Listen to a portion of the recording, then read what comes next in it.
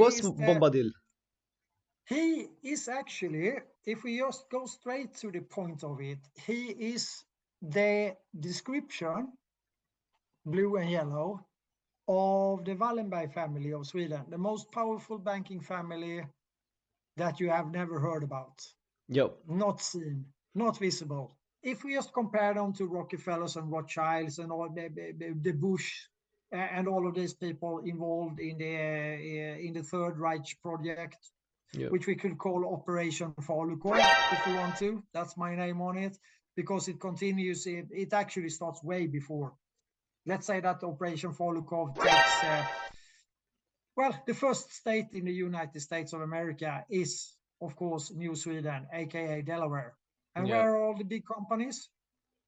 Where did Elon exit and so on? And please remember that it is not Sweden that is compatible with NATO. It's NATO that is compatible with Sweden. Sweden was the 16th member, the hidden hand, just as per usual, in creating the NATO. Welcome to the system, everyone's a victim. Doesn't matter if you're black or white, it hates you all. Here inside the system, violence is a symptom. Fighting for what's right, but somehow everyone is wrong. All right, all right. Welcome everybody to another episode of Eldtalk in English. We're here to expose the deep state, and today we have a very special guest. We have Tom Bombadil, very knowledgeable and experienced person here in Sweden who knows a lot about the inner workings of the deep state. And pleasure to have you here. Welcome, Bombadil. Thank you, young sir, Mr. Eldtalk. And today, in honor of this episode, I'm wearing my Eldtalk cap with Good. pride and light stride when Amazing. I'm out walking. It is my pleasure to be with you, young sir. We need to talk about a lot of things. We need to reach out to the younger generation. That's what we are doing. The ones that actually know something about the Lord of the Rings. Yeah, But for we sure. might. And speaking of it, your name there, Bombadil, he's a merry fellow, I think it was. His jacket was blue and his boots were yellow. Indeed so, and his voice were stronger, and nobody have caught him yet. So yeah, Who was Bombadil? he is actually, if we just go straight to the point of it, he is the description, blue and yellow, of the Wallenberg family of Sweden, the most powerful banking family that you have never heard about, Yep, not seen, not visible. yep. The kings of the Bank for International Settlements, IMF, and so forth and so forth and so forth. They actually are the undisputed creators of what we today call the global telecom. That's the guys' family running the Ericsson business, the Nasdaq, and so forth and so forth. And Bombadil is a mystery, according to Tolkien. He wanted Bombadil to be a mystery. He never told straight out, because it was for those who could decode back in that time. He had really big troubles getting his books out and so on. And Tolkien was an intelligence officer during the First World War. He was not welcome to do the, let's call it the decoding, decrypting departments and so on with inside the intelligence service in the Second World War, because he had already formed an opinion against the central banking system and the Bank for International Settlements. And he was in a, let's call it a constant battle with the boss of the second central bank in the world, Yeah. Norman Montagu Ring. One ring to rule them all. He was in a battle with him because he knew this. Tolkien was, besides fluent in the Nordic languages, traveled in the Nordics. Mm-hmm. He also found inspiration in the Finnish epos, national epos, which is called the Kavela, which more or less is the foundation for the Lord of the Rings. He was not fluent in Finnish, though it's quite an odd language, so he struggled with that. But Swedish, Norwegian, and all of these classical places. We have the Alvheim, we have the Riverdale, everything. He was here, at these places. He caught the names from those. We also have quite a few kings that were named Ring as well. King Ring was back in the day. Mythology and later on as well. So there is a connection there, Oh, and wow. it is one ring to rule them all. And the The central rings. banking is from where it is. It's So to my understanding that first of all, Tolkien, he kind of he created his universe with metaphors, so he didn't say everything straight out, and it might have been very dangerous back it then to do. it it, it would have been he had to make a saga. He had to tell the story with metaphors only. It was the power of these families with the blue and yellow family, which we should say also, if they are Bombadil, I am stealing the name of Bombadil from Tolkien in the honor. Mot means against Yeah. in Mordorian, so we can clarify that. So this is a game with words, and I bet you that Tolkien were knowingly, he know what Mot meant in Swedish, in Mordorian, as we say. And Sweden is not actually Mordor. Maybe Stockholm is Mordor, as you said when we talked previously. Yeah. Maybe Stockholm is Mordor, but the forest, it's a big, Sweden is a big forest with big lakes and lots of rivers. And Bombadil is the king of water, woods, and hills. Yeah. And the hills is, of course, describing the mountains, the geological thing about Sweden, which means that we just need to go outside, take a shovel, and start digging, and we will be able to manufacture iron, Yeah. which is the main source of what we will talk about later on. Actually, let's call it for what it is: the military-industrial complex. The iron might not be so important these days. Sweden is a small country, but we still produce loads of iron or iron pellets and so on for different kind of uses. So, and we were supplying the Nazi regime fully out with what they needed back in the day. And we might get to that, but today we're going to talk a little bit more about the banks. Yeah, definitely the export of the central banks, and the oldest still operative central bank today is the central bank in Sweden, and it's even older than the Bank of England, and we are stuck in a payment debt created. They create the currency out of debt. We're stuck inside of a bank matrix today. It might be a good idea to look for the source. Where did this expansion come from? How, They did as per usual. They outsourced a bit of it to the Fed. for sure, for sure. Yeah. That's the way to do it. To do it through proxy. Worth mentioning is that the Swedish bank is, let's see, it's 1673, or is it 1668? It's around there. 1668. 1668. 1668. So it's very old bank. It's still operative today, and it's even older than the foundation of America. So should tell you something about it. Quite a bit. And there are some interesting dates. If we want to walk the timeline very quickly, we can do that. But this has to do quite a lot of bit to do with the Vikings as well, because the Viking crown that Yeah. sort of, well, the last Viking crown, because the Vikings were pretty much in the United Kingdom or England.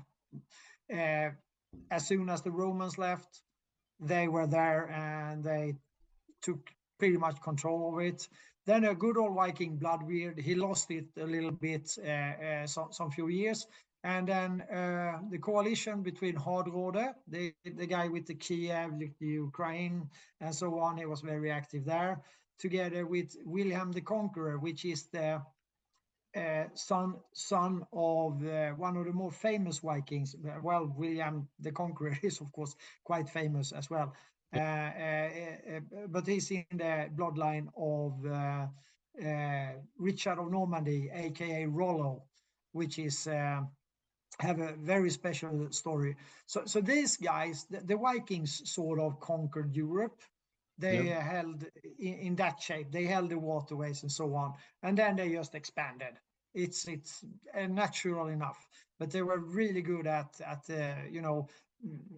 getting a foothold, marrying into the people around in these strategical chokeholds. And Rollo was Normandy is the controlling part of the English Channel, and of course the Ostsees were already theirs. And then they went on the Dnieper, Ukraine, and took the control over that. They even had the Varinga Guard down in Constantinople at at the Bosporus. So they were sort of everywhere, and that was the Ottoman Empire's the security, the like secret service at that time for the king, or they didn't have a king, they had an emperor. An emperor. Yeah. Okay. Yeah. Gotcha. Yeah. So you had 500 or even more. The numbers shift a little bit in his history as his personal lifeguard for a long time. They shifted out people there and so on, and so that is quite interesting. So who were really, maybe he got an offer he couldn't refuse, having like 500 big Vikings standing around him at all points in time. Yeah, well, he was isolated and might realized a bit, into it, that it might have been a mistake to surround yourself with foreign military personnel. But hey, can you do? He might not even have an option, He didn't have an option, or this followed more than one emperor, so there was not really an option. I think if we look at the Crimean half island, which is the very disputed, that was Viking territory back then, because that is just straight northbound from the Bosporus. That's the closest place to sail straight down to the Bosporus. So if you wanted to make trade, that was the quickest route, the most efficient sea transportation. That the Viking language was still stuck there for a long time in this let's say in the coastal areas of there. And if you look at in Ukraine, you will see there are blue and yellow flags everywhere, and there are the 3 crowns in many places. You will discover this. You will also discover that the SS battalions and so on there, they are still wearing the Swedish lion and the 3 crowns as insignias, and pay the tribute and so on to Gustav II, and that will lead us into, that's the Lion of the North. That's the guy who conquered Europe, but he was just Gustavus Adolphus. Yes.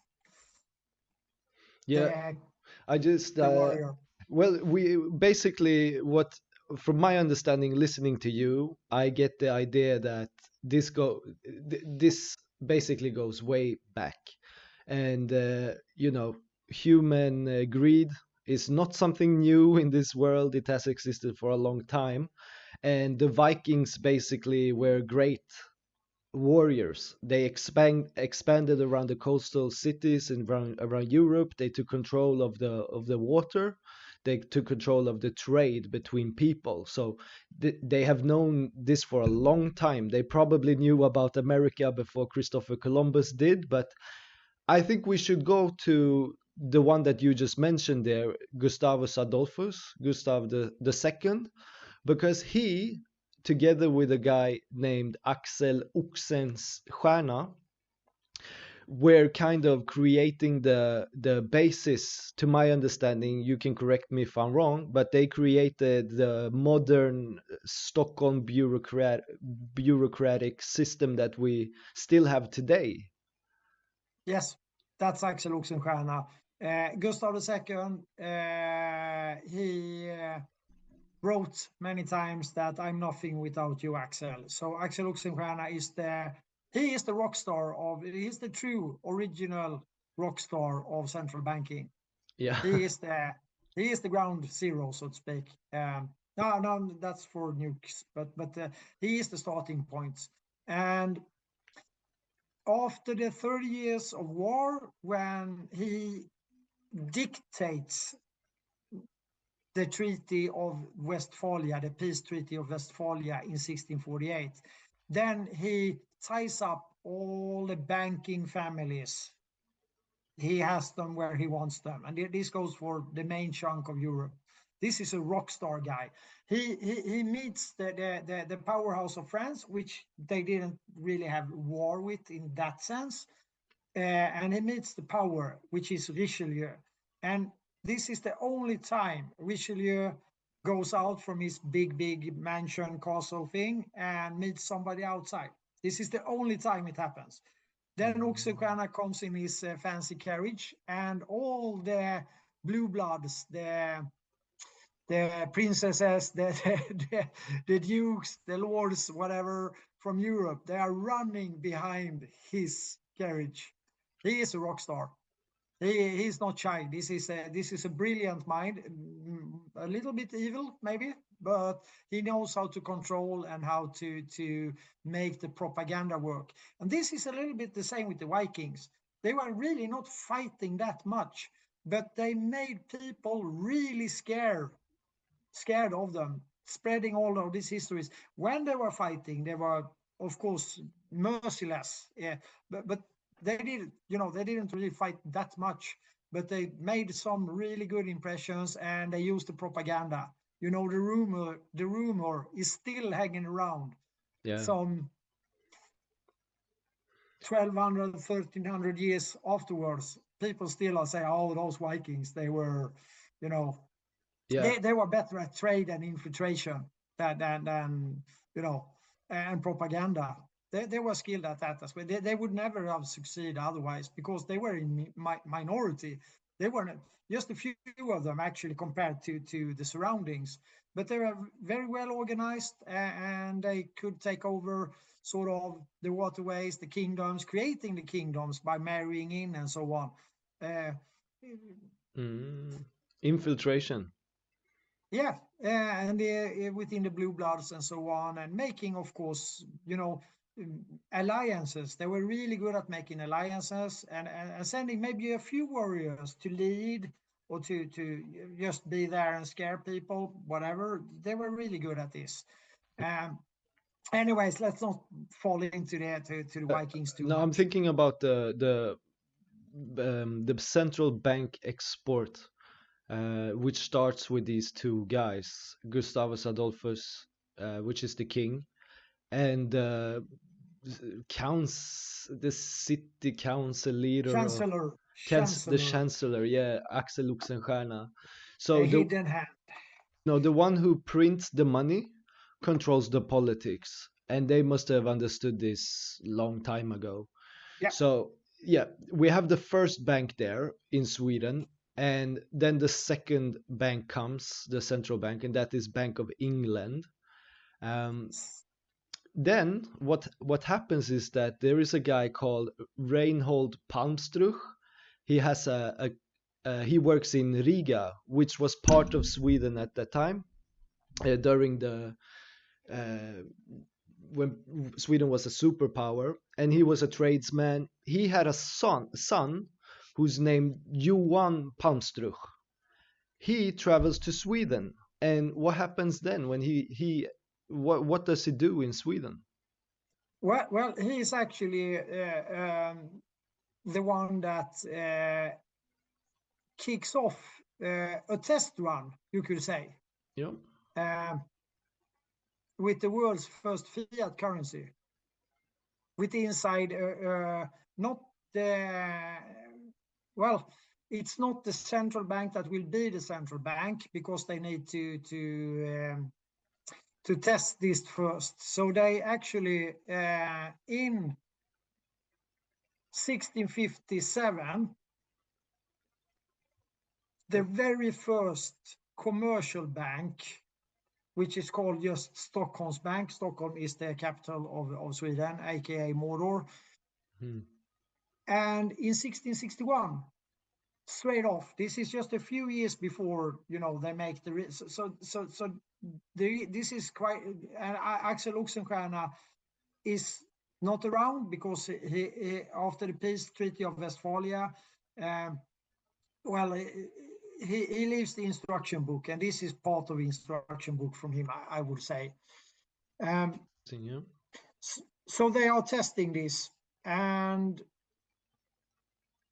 the result is that they will not go for the fiat currency, because they say that this is the people at that time didn't really find this useful, and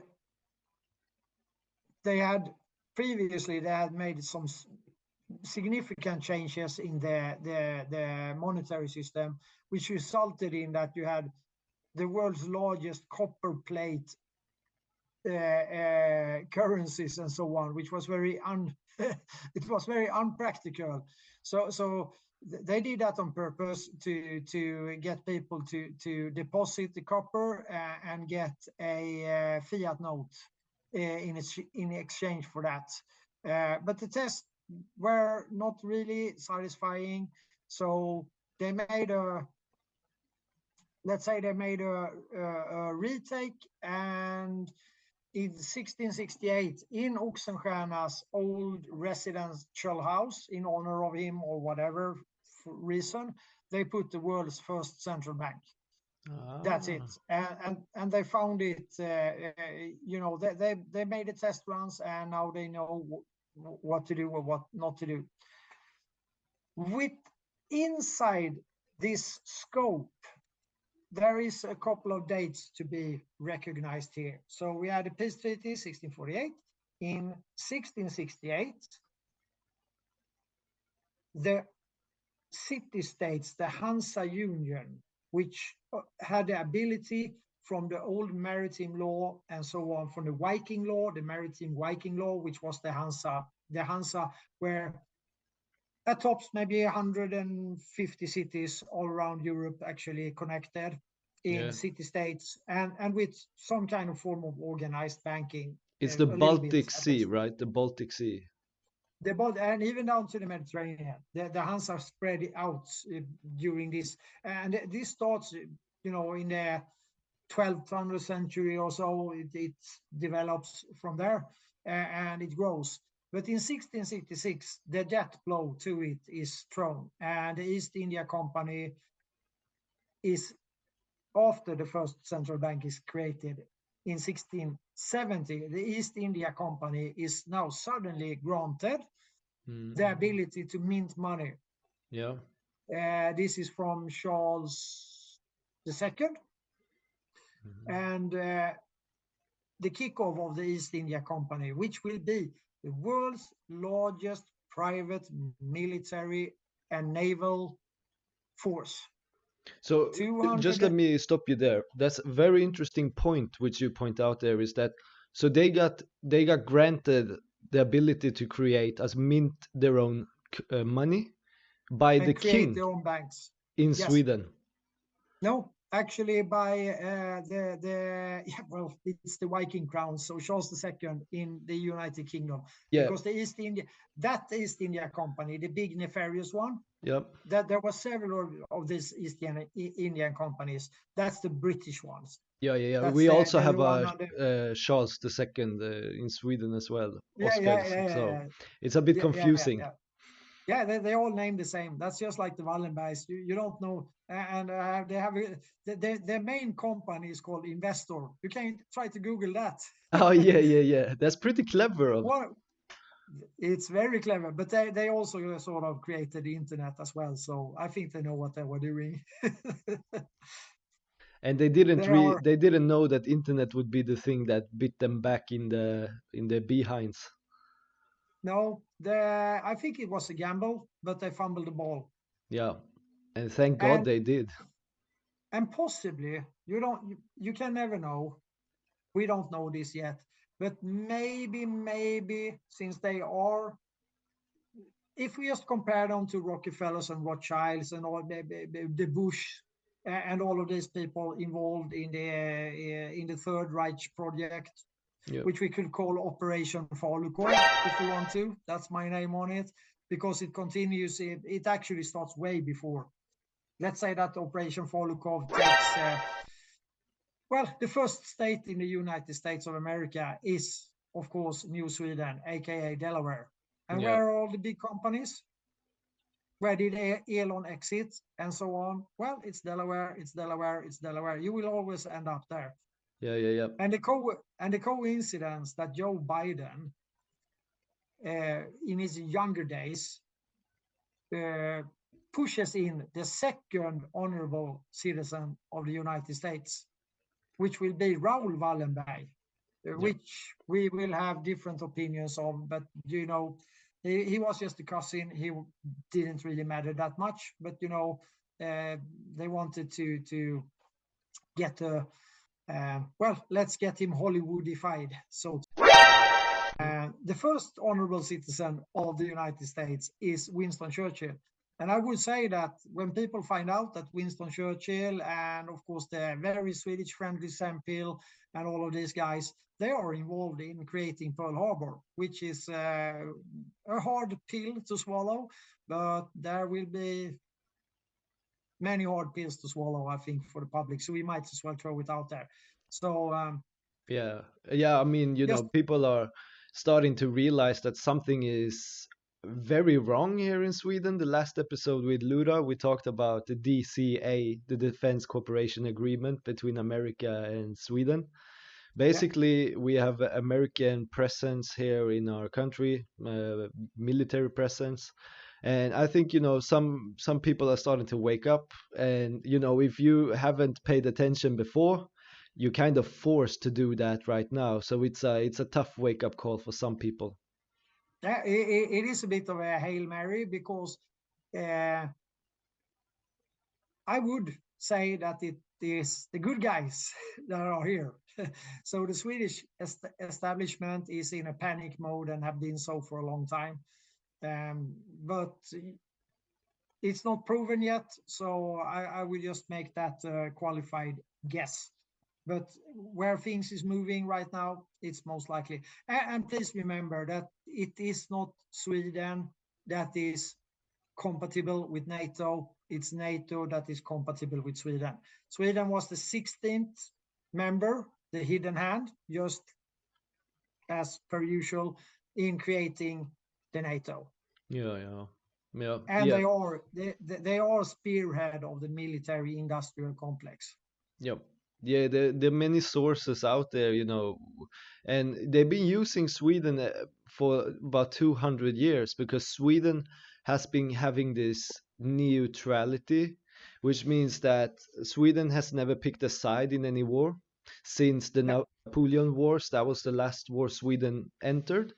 And that has been pretty useful, though, hasn't it? Because if you're neutral and everybody else are fighting, and you also have a lot of iron ore, and you are able to supply the military industrial complex with the material needed, it's a great opportunity to play both sides and make a good buck out of it, right? And Swedish people we kind of famous for our greed, or what would you? Yeah, we could say so. The mental status of Swedish people are quite dependent on this kind of neutrality that we have been fostered into, which is a fake, because we have, since 1947, we have official bilateral military agreements with US, UK, Denmark, and Norway, which per say makes us a member of the NATO. But have just been, just as Switzerland, we have been hiding under the guise of neutrality. But this has become very practical. If we look at it, we have Sweden and Switzerland as of the Peace Treaty of Versailles in 1814-15. They have been the core of the deep state, which also then includes the Vatican, the City of London, and Washington, D.C. Yes. So they act in sort of in the same hidden legal realm, which is then we're back to the admiralty law and how this is used. We are back to William the Conqueror introducing the common law. Yeah, and controlling the media as well. And you mentioned Wallenberg's company, the portfolio company is called Investor, which is obviously if you Google it, you will find Investor, but not the company. So it's pretty well hidden from English speakers, and it has also been very hidden in Sweden. I didn't know that much about. I didn't pay attention to Wallenberg like 10 years ago. So we have about 10 minutes left for this conversation. And I think we should go into Wallenberg. So I wanted to keep it to, we talked about the central bank expansion.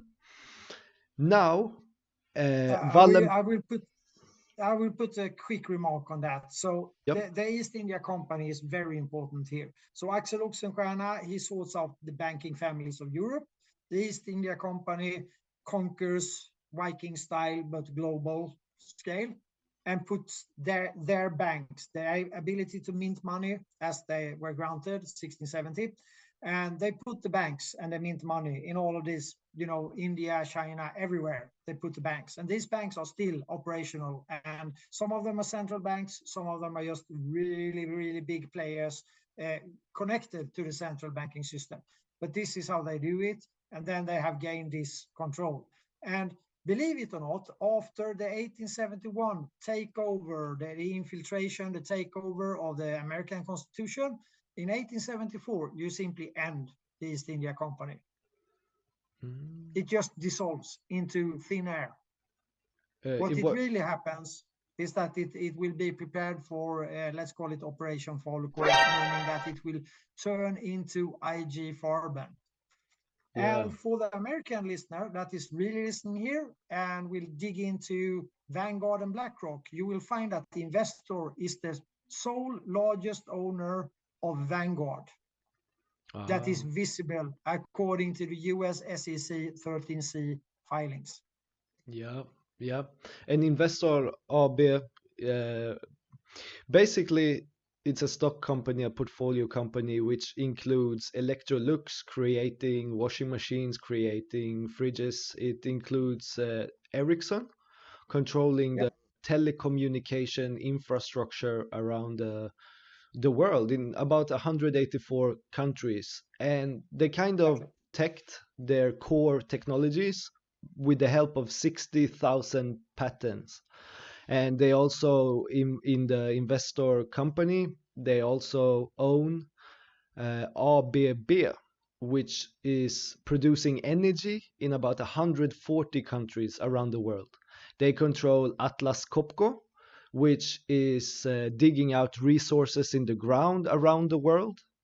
And they have so many more companies, but just to name a few, there's not really that much left after that. I mean, if you control the telecommunication infrastructure, you control the energy production in a country, you take out the resources. I will correct you a little there. Mainly they control the flow of current and currency. So that's to make it a little easier to say or remember. They control the grids in all of these countries. Yep. They are the operational through the telecom technologies and others. Then they are very involved, of course, in the nuclear power bit. So if we put it this way, it might come as a surprise, but without the Wallenbergs, there have been no nuclear bombs falling on Hiroshima and Nagasaki. They provided the technology to the Manhattan Project. True. Full stop. Yeah. Full stop on that. Yeah. Anybody who claims anything else. So this last Oppenheimer movie, it's just trying to damage reduction, and it's a poor one, even so. And this is not disputed. This is not disputed. This is the way it was, and we can discuss that later on. But just so we get it. So they are there as well. Yeah. And of course, then during this critical period, they are the hidden hand that creates the Bank for International Settlements. As per 1929, they put maybe one of the most hidden and most powerful men in history. He's called Per Jakobsson.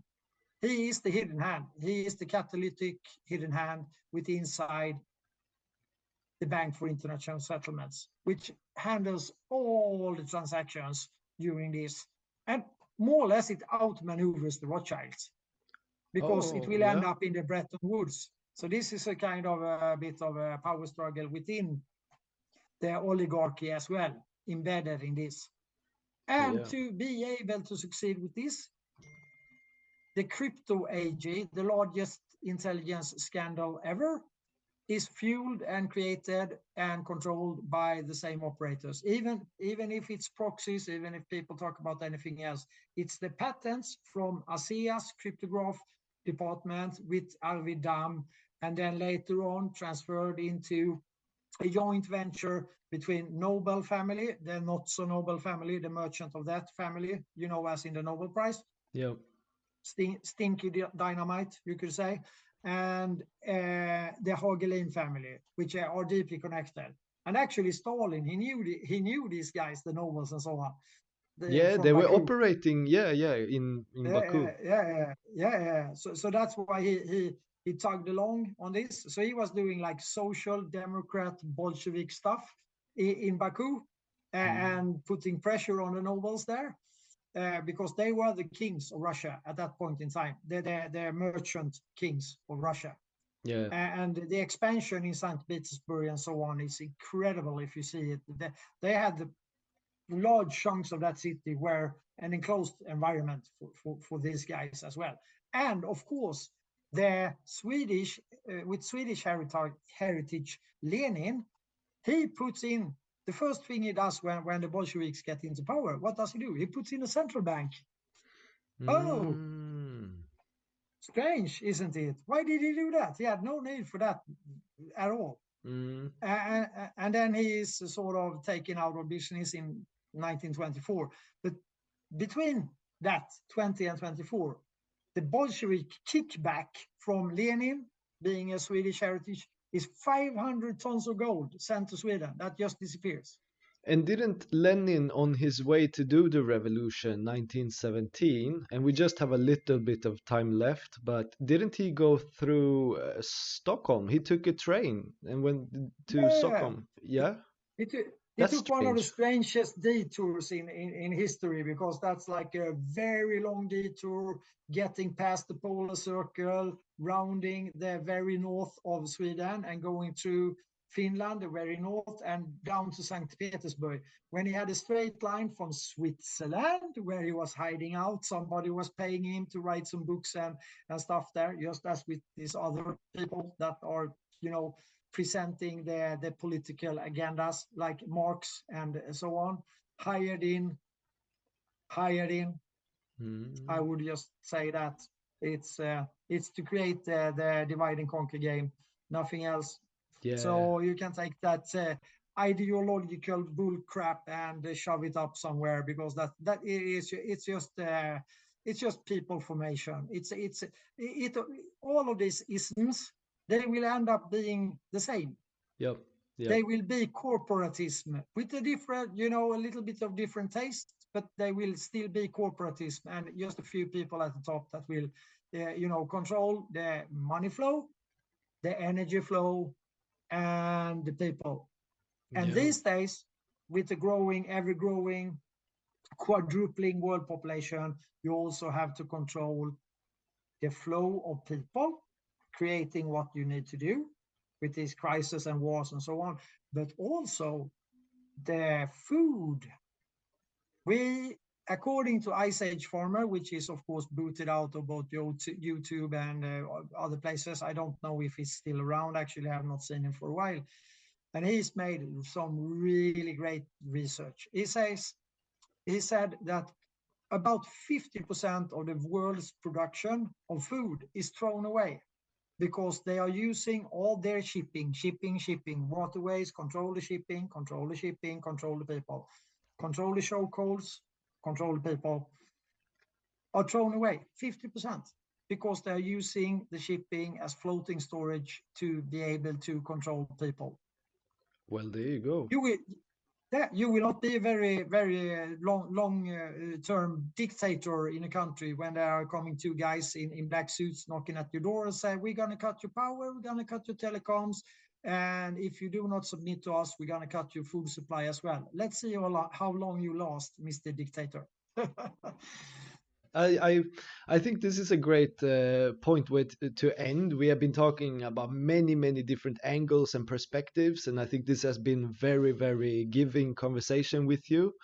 To end the discussion, I'm thinking, a lot of people mention Rothschilds. They've been looking at Rockefeller, they've been listening to Schwaben, World Economic Forum, and they have there are many distractions created by the CIA, I think. How would you suggest to people new to this subject about Wallenberg family? Where do you start? Where do you start digging for this? Or I know you have Mordor spaces on Twitter, X, called now.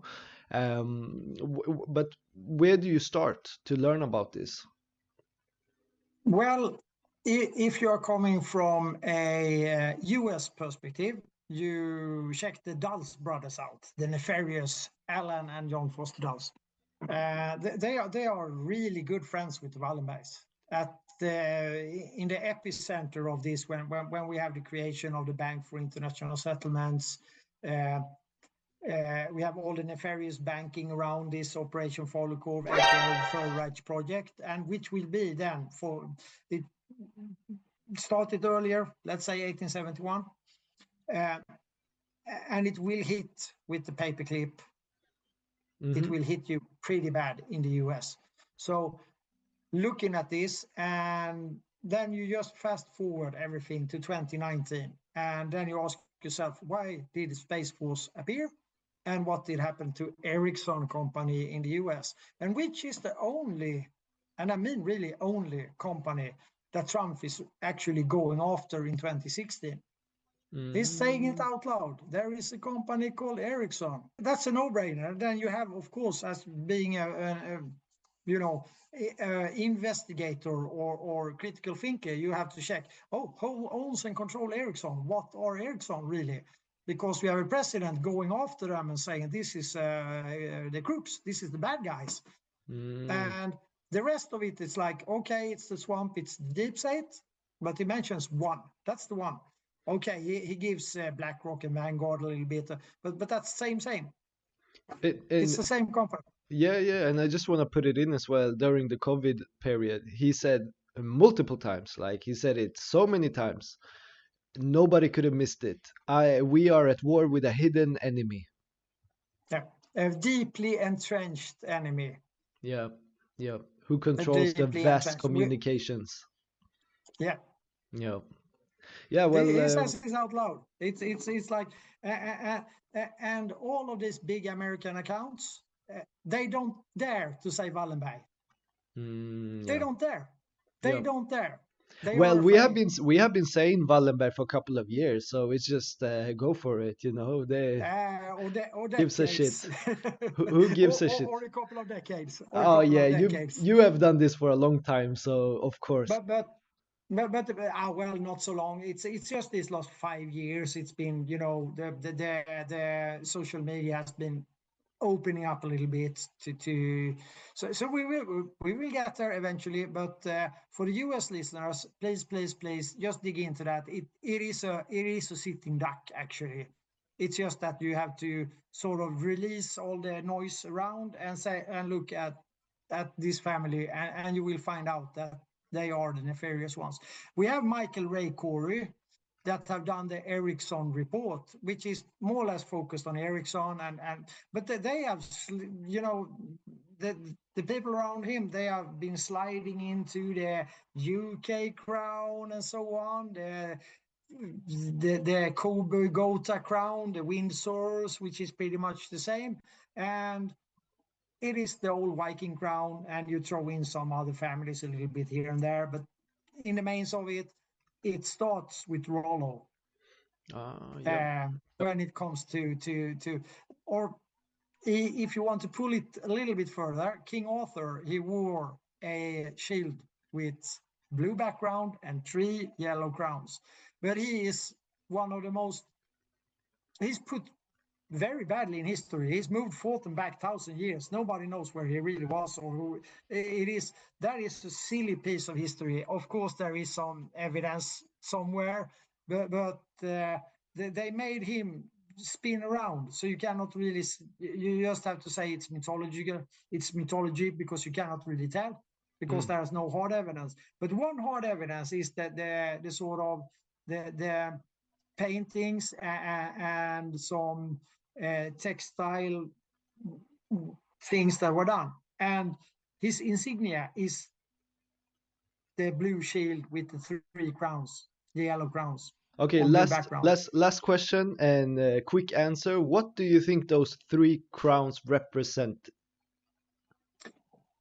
I think that they represent, I would say, the 3 Nordic powers that is working to have been working since Viking Age or even before to conquer Europe, and then later on with the help of the central banking system to actually conquer the world. We are living in a fiat currency Ponzi scheme, and it's coming to an end. We are all living in a yellow submarine. Yeah, under a blue and yellow flag. Well, that's great.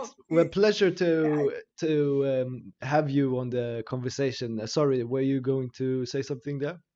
Yeah, I would say that we've been jumping forth and back, and I think we will have received lots of questions in there because we are touching lots of subjects and not digging into them, and people have different subjects that they are interested in. But the central banking system origins according to Tolkien as well, and he gives you the decode, and hopefully me being an old fart, a boomer, I hope that the younger people that have dug into the Lord of the Rings, it was no coincidence, and actually I think there will come out a book and even maybe a movie about Bombadil is lurking around the corner. Oh, interesting, because I was always wondering why they didn't put him in the movie. Oh, that is very intentional. I think that you see, never see Tolkien actually, in mainstream or so. You will not get Bombadil mentioned. Yep, for sure. And that is strange. And he was left out of the movies as well. But I think that was a teaser, and now we are getting there. I hope so. He is the master of water, woods, and hills. Yeah. And he has some other things because he was there first, according to his very blonde and beautiful golden berry. So we should consider that Tolkien wrote this in the time when it happened. Yeah. And he was a furious, I would say, in the writing articles and so on. He knew that what the consequences would be on this Ponzi scheme with the Bretton Woods and so on. He tried, and yeah, he did for sure. He did. And I just want to everybody listening, thank you for listening to the whole conversation. We have been touching, like you said, many touch points. What we'll do is to have subtitles and make sure that to the largest extent possible that all the names are correct, so you can research the companies do your own research, and if you need to look back at this episode, take the names, look on Wikipedia and Google, and you can see that all of these people, the names, the companies, they do exist. And yeah, and hopefully it will all start to make sense. So, Mr. Bombadil, I want to thank you so much for taking your time and coming here and explain, all the different angles. And I feel we haven't even touched even a little percentage of it. There's so much to discuss, but I think this is It enough is. for this episode. Let's not scare people away of being too get it. Well, we can dig into it. We have let's see what the audience thinks, and if they want to get more of this, they are very welcome. You will find me, and for the ones that likes to read, there are some very, very long expos to be dug into as well.